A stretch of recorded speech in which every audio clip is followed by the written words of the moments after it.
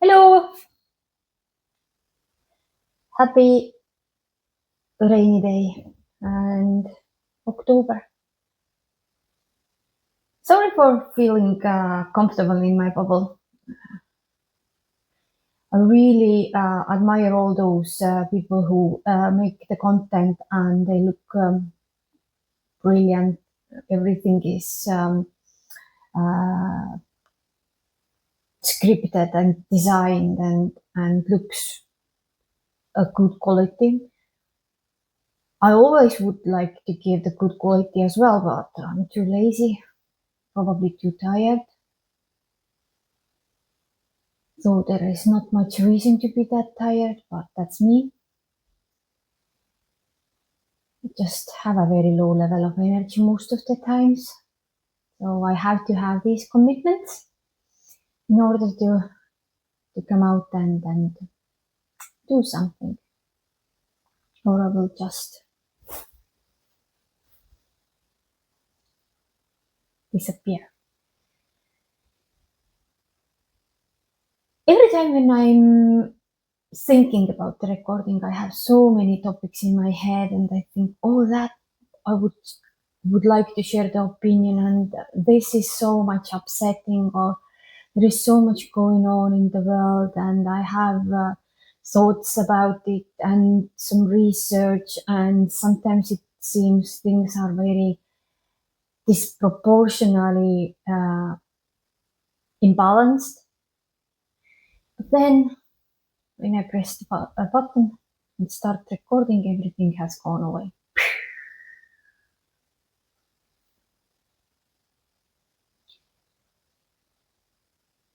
And also, there is not much to share after all. There are better people who have the deep knowledge. Those kind of surface level wannabes, like I would be if I start to take the words about the things which I'm not very whole, which requires lots of research and balanced understanding. But it doesn't mean I do not go angry. Obviously, I go. Little bit upsetting is that we have a tendency to be manipulated through the emotions. And those emotions often fails us.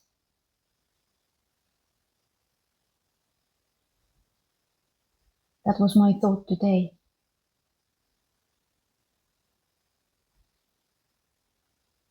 But the plan is to read the 13th chapter. And I'm kind of feeling like I am becoming the one of my characters. Which one I do not know. Kind of fed up of everything with no reason. So if you are my friend and watching it, you should not be worried. It's my normal status when I am with myself. Overthinking, burdening with things which are even not related to myself. But that's how I get the material, being emotionally involved. Maybe some stuff my friends have shared recently also made me thought about the violence, the wars. I remember how once, very long time ago, I had a friend and something what was happening in his home country. I discovered that first. And I was really upset because everything started at the time. Multiple wars and continuous wars. And I told to him that this world makes me feel unsafe.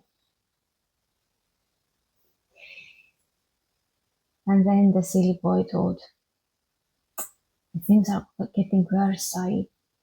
take all my friends and I will go and assassinate all these dictators. We were drunk, yeah, only drunk people can tell those kind of things. So maybe the 13th chapter is something similar, something nonsensical. We'll see. Oh, she's there. As always, probably coming back at some point.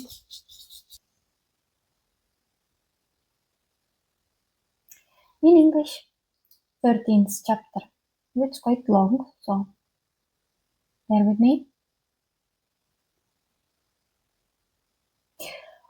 Are you sure that my son is okay? Checked Eleanor when they climbed up through the narrow mountain paths. The little boy securely fastened in the carico sheet on Mom's back, exploring curiously all the surroundings. He's okay. But I am not sure how good was the idea to come with me. Maybe it would have been better to stay home with the child. No way, I told you I'll help. Mm-hmm. I was just thinking maybe someone in here also could help Henrik and what kind of help does Henrik need?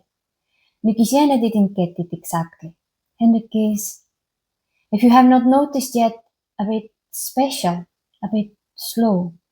Nykisiene, you are a witch, maybe you can fix it, admitted Eleanor with sadness in her voice. Henrik, slow, and where he must hurry? Was Nykisiene surprised while turning sharply around and looking directly into the child's eyes. When their glances met, both faces were enlightened by the big, bright smile. There is nothing to fix in him because there is nothing broken. Trust Henrik. He grows. A normal human being. And again she turned around to continue the walk towards. Truly, it was the most stupidest idea of hers that popped into her mind. Come to Otay. The only kind of normal person in that loony shaman's place was an old sorcerer Karlon. With concessions. Most of the wise men and witches living here were a little bit nuts. All they tried to work with something greater meaning, find energetic patterns, guess the pillars of the world starting from the four whales or giant turtles, wrapping up with flat earth theories and funny mushrooms. All the time, interfering with other dimensions while asking pointless questions like which one became first, egg or chicken, and interpreting every small mouse squeak as something significant key to unlocking the universe. But universe gave no shit to that. Never cared about it, never will. The more loony and spiritual that Guru became, the more lost-minded followers that seemed to attract. Like the bees looking for the nectar of the life from poisoned field. Natural built-in radar showing random mumble-jumble. Karlun didn't have any followers. His picture didn't hang on the walls of some Sambala esoteric gathering convents or holy hermit's voodoo altar at home. If all any knew Karlun. Nykisiene and Eleanor walked miles through the sharp wind and icy air over a couple of hours, and suddenly Nykisiene felt how her strength started to melt with every step forward.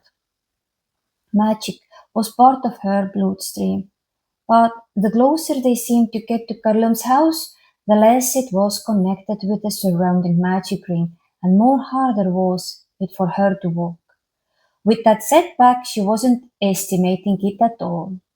Eleanor admired all the mighty nature and pure beauty around them, and it annoyed Nykisiene. As long there was some magic, she could move around even with the speed of thoughts, but without the magic, she breathed like an alpinist in the thin air of a high atmosphere, or a dry fish on shore. In the sky, a lonely eagle was circling above, keeping an eye on those below. Yes, It was a stupid idea to come to Altai just only because Beluga was a pretty deserted place, fucking cold and mostly free of magic. Closer they should be got to Karlum's place, more magic should have been in the air because that place was created by magic, by the power of spirit. Still, only a few natural natures surrounded them with an apparent and powerful magnificence. Let's take a break, sighed Nukisiana. Her small, pale face became even more transparent and feet couldn't carry her any further. That's wrong, scared Eleanor. Her cheeks flushed in the brisk walk and blue eyes sparkled. I feel a bit sick, but little break will do. Just a small rest, please. But tell me, dear angel, what do you see in the sky?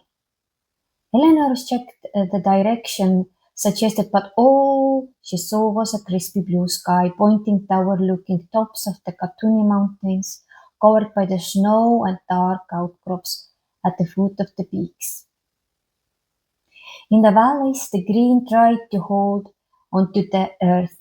Those mountain ranges were gorgeous as much as being scary, pushing down with their massive presence all the small souls of the humans, but at the same time elevating it high to show the greatness of the endless horizons of mountains, breathtaking sceneries.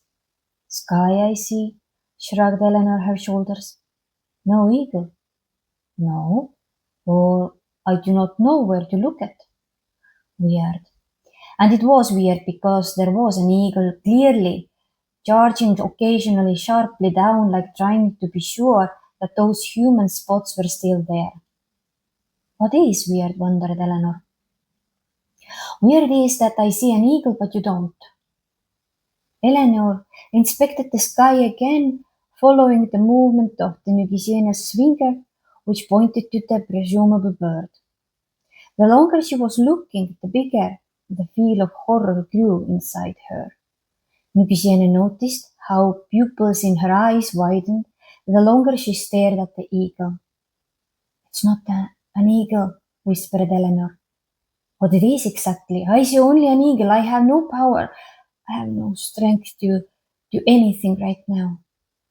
It is some sort of the fog or a smoke which includes odd figures. I'm not sure. Maybe I imagine it. In the middle, it seems to be a big eye looking for us. That's how it feels. Let's move on quickly. It's kind of spooky. How far is the home of your friend Karlum? Home of Karlum? His hermitage? They should have been there already. Yes, Nugisienna sometimes missed the direction slightly but never was lost. They walked directly on the only path what she learned from the map of the possibilities to take to Karlum, indicated very brightly. She tried to open the map again, but only some drizzling sparks came out and died soon after. No way to cast the useful information out. Dear Angel, I think you two must go on alone. My legs do not move an inch anymore. This is the only way to take, and soon you should reach the Karlum. Sooner or later. I tried to cover you from the smoky eye with some mirrors as long I managed. To gather some strength and you call Karlum. I am too young to die in here and deflate like some balloon, croaked Nugisienna, losing her voice. The map of the possibilities refused to work. Are you joking? No way I leave you. I'd rather carry you on my back also. I knew you needed me too. So lead the way. If you stay behind, you will freeze to death here. Up. Let's move. It can't be that bad, isn't it? Cheered Eleanor, filled with a fire of action, and her leading captain spirit broke through with full enthusiasm and optimism.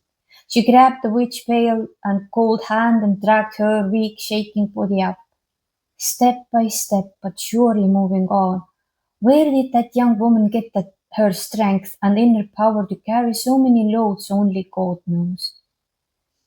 From the fingertips, toes, and even through the nose, all the energy leaked out. Nugisiene dangled helplessly, leaning on Eleanor's shoulder, barely forcing her feet to follow. Eleanor took the road forcefully without even knowing where it would take. No time to feel fear or doubt. Henrik walked now next to his mom and watched how Eleanor's wiry figure supported the other woman's fading body. Like in the ball court, where the moment counted, not the end, lose or win. You have to play the game now. The path took turns through the narrow mountain passes. Nothing epic around. If there is a path, it surely will take you somewhere. As long they are in the move, they will find the way out.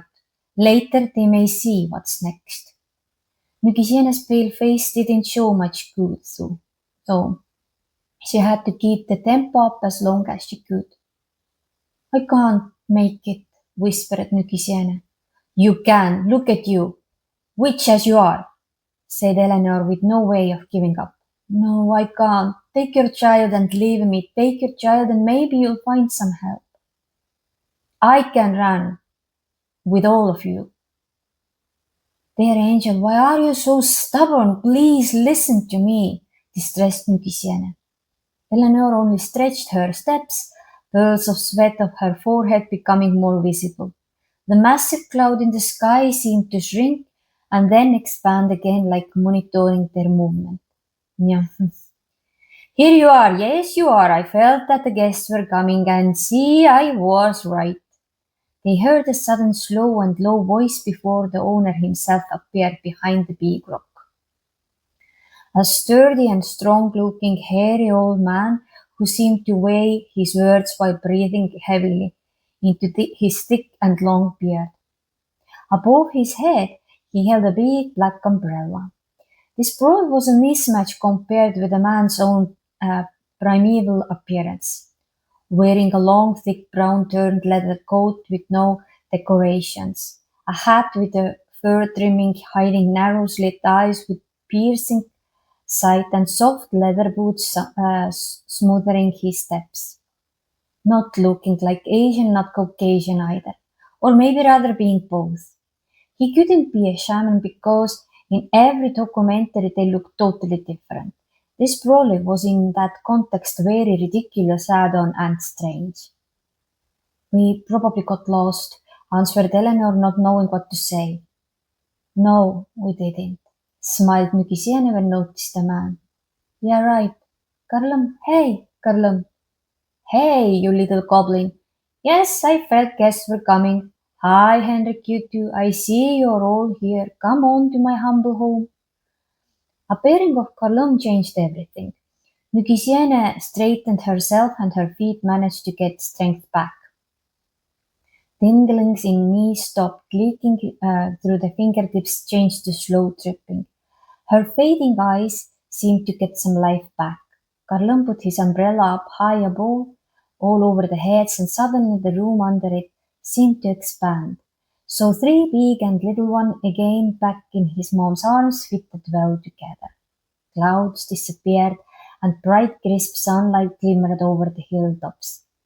Tall and mighty mountains looked at over the all, not haughty and arrogant, but majestically, like knowing how important the small can be, but no need to be stuck in the small indeed. They grasped the knowledge of all existence, and that is why they peacefully focused on nothing, just to be grandiosely. Why do you have this umbrella? Asked Eleanor simply to keep her sense as she felt like the line between reality and unreal became a bit muddy. Today is yet irrational as long it is still today and not tomorrow already. Time lost its flow here, it seemed. This umbrella at least occurred something familiar to hold on to and keep it tangible, a last straw of sense to grasp. Yeah, this umbrella is not an umbrella, it is a parasol. Also, helps to protect from the bird poop. Very well too, answered Karlum in his slow-paced manner. And just for the illustration of his words, a big blow of shit landed on the parasol. Absolutely unexpected in the place where only magnificently wide wild wings were swinging in the sky. This was more like the habit of the city birds, pigeons to bombard public with the poop. To whom it was a dirt, to whom it was a gold. Optimists believe that bird poop brings good luck, while pessimists only saw the ruined outfit. Which was they, which way they should take this bliss of the bird dung, Eleanor couldn't guess. If this black umbrella must be a functional parasol bird poop protector, so be it. Nukisene still didn't say much. She was fighting with the strains in herself, and her thoughts tried to figure out how it was possible that after crossing of the border, all her power left her. It never happened before. Yet she crossed many borders between the dimensions throughout her life. That was the natural nature of being a witch, knowing how to open and close the doors between space and time, interact between and across the lines. She was a descendant of the borderliners, living on the border. Walking next to Carlum made her feel safe and strong again. All the magic flowed in her freely. He is after all a big shaman, it seems. No, home, sweet home, here it is, directed Carlum after a short walk under the parasol, his guest, to the small wooden house. And around the cottage, a fierce stream poured the clear water falling over the rocks from the mountains. Yeah, water must fall so time can carry on, remarked Carlum when closed his umbrella and opened then the door. Waving to guests, all three travelers stepped in. The kettle on the fire already steamed and whistled in boil like waiting arrivals. Colorful pillows on the floor attracted tired bodies to lie down and take a rest. Fire provided warmth, and frozen fingers around the hot tea mug started to melt. Three of them sipped the tea with no rush, and the child played in the corner with the loops made from the strong feather, making different random patterns on the floor. No one noticed Eleanor's inner restlessness. Later, questions can be asked, answers can be sought. Later, when it is time to check what's on the hearts of the visitors. Eesti keeles 13. peatükk. Päris kurjakuulutav, ma mõtlen numbri poolest. Oled sa kindel, et mu poja on okei, uuris Eleanor, kui Nukisienega mööda mägiteed edasi rühkis. Väike mees ema seljale kindlalt kandelinasse seotult ümbrust uurimas. Temaga on okei. Aga see, et sa kaasa tulid, selles ma nii kindel ei ole. Äkki oleks olnud parem, kui oleksid oma lapsega koju jäänud. Ole nüüd, ma ju ütlesin, et ma aitan. Ma lihtsalt mõtlesin, et äkki siin oskab keegi Henrikut aidata ka ja noh, mis abi Henrik vajab, siis ei saanud Nukisiene aru. Henrik on, kui sa pole tähele pannud, veidi eriline, veidi aeglane. Nukisiene, sa oled nõid.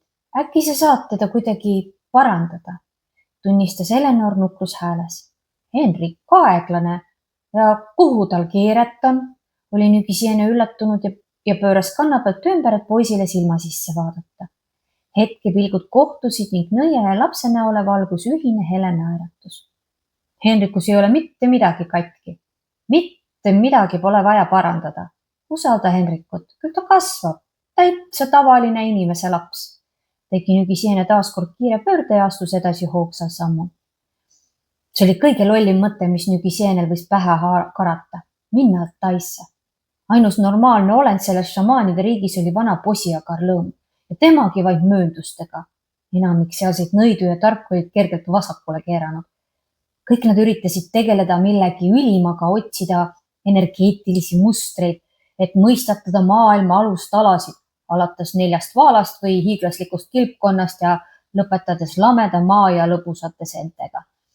Käisid ja tüütasid lõputult teisi dimensioone oma lollide küsimustega ja tõlgendasid iga hiirepiiksu oma suudu, üritamaks lahendada küsimust, kumb oli enne, kas kana või muna.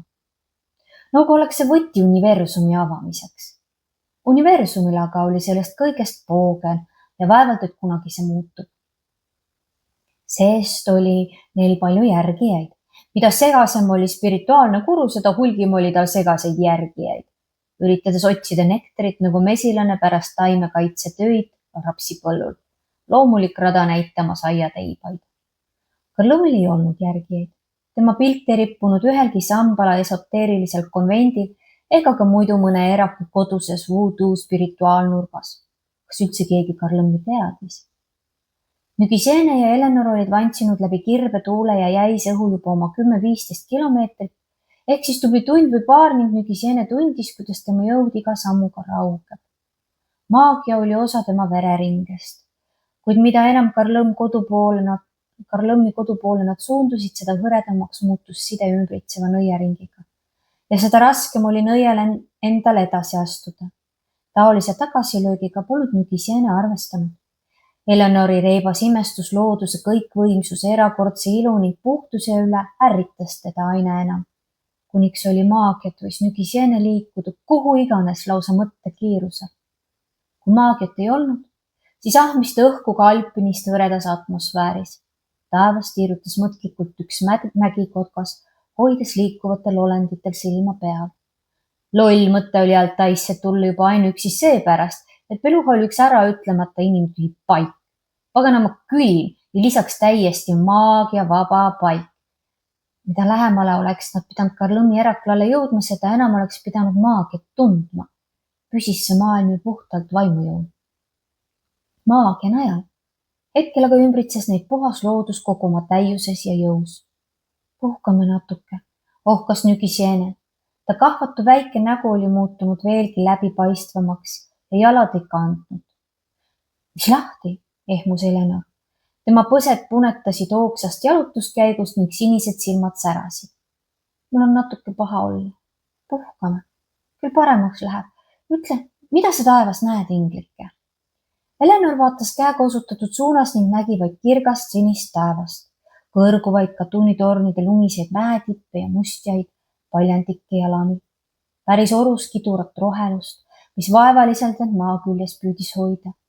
Mäestikud olid ühtviisi ilusad kui ka hirmuäratavad, vajudes justkui oma massiivse siseteadvusest tillukesele inimolendile peale, teisalt tõstmaks ülendusse, et ikkagi rõhutada, kui väike on inimene kaugustesse silmapirini kulgevate mägede kõrval.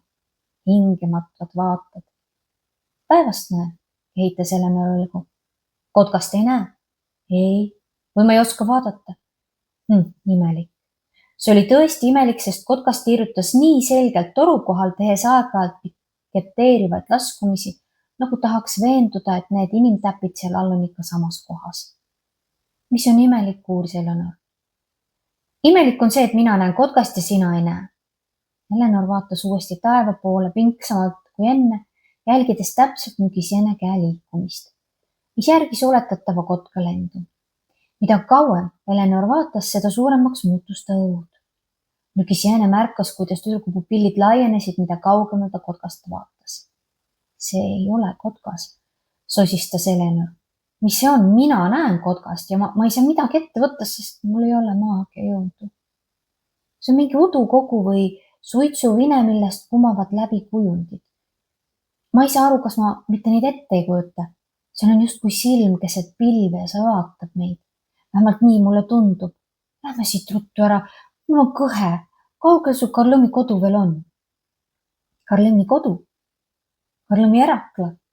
Nad oleksid pidanud juba kohal olema, sest kohamäärusega võis Nügiseene puusse panna, aga mõniteist kilomeetrit ja nii palju olid nad käinud juba üsna sirget ja ainukest rada pidi, millele võimalikuste välja kaart eredalt oli osutanud. Ta üritas uuesti võimalikuste välja avada, kuid pärast üksikuid visisevaid häälitsusi ning vilksatusi ei olnud mingit infot võimalik sealt välja võluda. Ma kardan, et sa pead üksi edasi minema, inglike. Mul ei liigu enam jalg jala ette ka. Tee peaks aina otse minema ja varem või hiljem Karlõmmi juurde viima. Ma teen sulle katet selle suitsusilma eest, kuniks veel jõudu on. Sina kutsu Karlõmm, ma olen veel liiga noor, et siin kortsu vajuda. Käises Nügiseene abitult, kui võimalikuste välikeeldust toimimast. Nalja teed või? Üksi ei lähe ma kuhugi. Kannan sind kas või seljas, ma aimasin, et mind on vaja. Seega näita aga teed. Kui su siia jätan külmud veel surnuks ka. Tõuse ja katsume liigutada end. Nii hull olukord ka ei ole. Hakkas Eleanor ergutama ning temast kumas läbi juba tavapärane meeskonnakapteni entusiastlik optimism. Naine rabas nõia kahvatu ja külma käe ning vinnas väriseva keha maast üles. Samm korraga, aga kindlalt edasi. Kust võttis üks noor naine nii palju sisemist jõudu, et enda kanda võtta mitu koormat korraga? Sõrmeotstest, varvastest, koguni ninast nagu nirises energia välja. Nügiseene rippus abitult Eleanori õlanajal ja suutis vaevu jalgu järele lohistada. Eleanor ise rühkis vapralt edasi, teadmata isegi kuhu. Hirmu või kõhklusi tal aega tunda ei olnud. Henrik sibas nüüd ema kõrval omal jalgel, vaadates vaikselt, kuidas Eleanori sitke tahe toetas teise naise kuhtunud keha. Nagu ka palliplatsil, või oluline on hetk, mitte see, kas mängu lõpp on kaotus või võit. Mängida tuleb nüüd, just praegu. Tee lookles kõrguvate mägede vahel kiviklibusena ja kui on tee, siis see viib ka kindlasti kuhugi. Ja kui tee viib kuhugi, siis seal saab edasi otsustada, mis saama hakkab. Seniks tuleb liikumises olla. Nügiseene kahvatu nägu ei teatanud head, seega tempot hoida oli aja küsimus. Ma ei jõua, sosistas Nügiseene. Jõuad, ise oled veel nõid, põrutas Eleanor. Ei jõua. Jäta mind. Võta lapsi, võib-olla leiad kuskilt abi.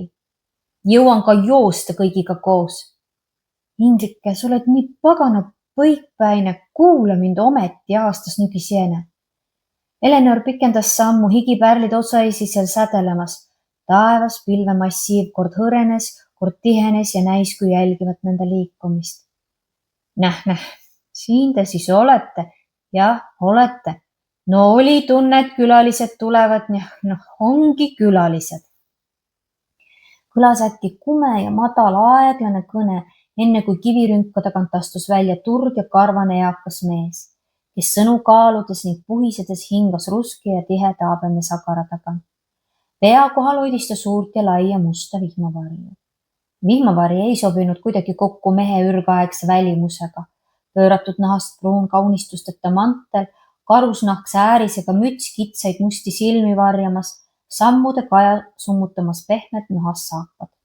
Ei olnud nagu mongoolane, ei olnud ka nagu eurooplane, või hoopis oli just mõlemat. Šamaan ei saanud ta küll olla, sest dokumentaalfilmides nägid need hoopis teistsugused välja. Selle mulje tõttu oli vihmavari pisut naeruväärne ja vägagi kummaline.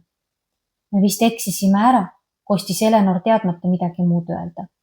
Ei eksinud, naeratas Nügiseene, kui ta tulijad silmas. Me oleme kohal. Karlõmm, tere Karlõmm! Ja, külalised. Tundsin, et külalised. Terve väike paharett. Tere Henrik. Või siis sedamoodi sina ka siin. Asugem siis edasi mu tare poole. Karlõmmi tulek oleks kui kõike muutnud. Nügiseene ajas end sirgu ja jalad võtsid end kokku. Väsinud värin põlvedes lakkas. Energiavool muutus nirisemise asemel tilkumiseks ning kustuvatesse silmadesse tekkis tilluke elus säde.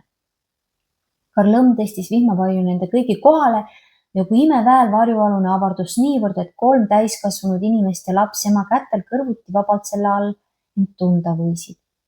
Pilved taevas hajusid ja kirgas ning karge päike kiiskas kaugetel lumistel mäetippudel. Mäed seisid seal ja vaatasid üle kõigest.